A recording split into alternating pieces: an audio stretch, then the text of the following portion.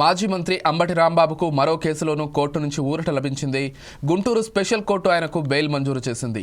గత ఏడాది November 12న medical కాలేజీల ప్రైవేటీకరణకు వ్యతిరేకంగా నిర్వహించిన ఆందోళనలో అంబటి రాంబాబు పాల్గొన్నారు. ర్యాలీగా వస్తున్న సమయంలో పట్టాభిపురం పోలీసులు ఆయన్ను అడ్డుకున్నారు. ఈ సందర్భంగా పోలీసుల విధులకు ఆటంకం కలిగించారనే ఆరోపణలతో అంబటిపై కేసు నమోదు చేశారు.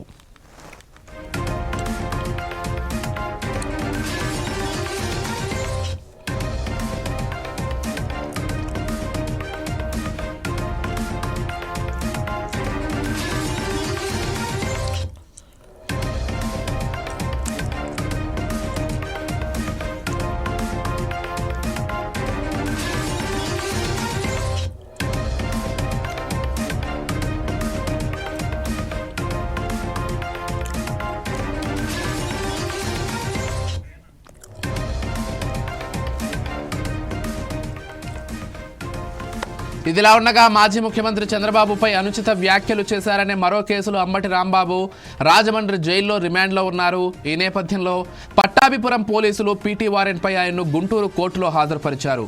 గుంటూరు స్పెషల్ కోర్టు రిమాండ్ విధించడంతో ఆయన్ను మళ్లీ రాజమండ్రి జైలుకు తరలించారు.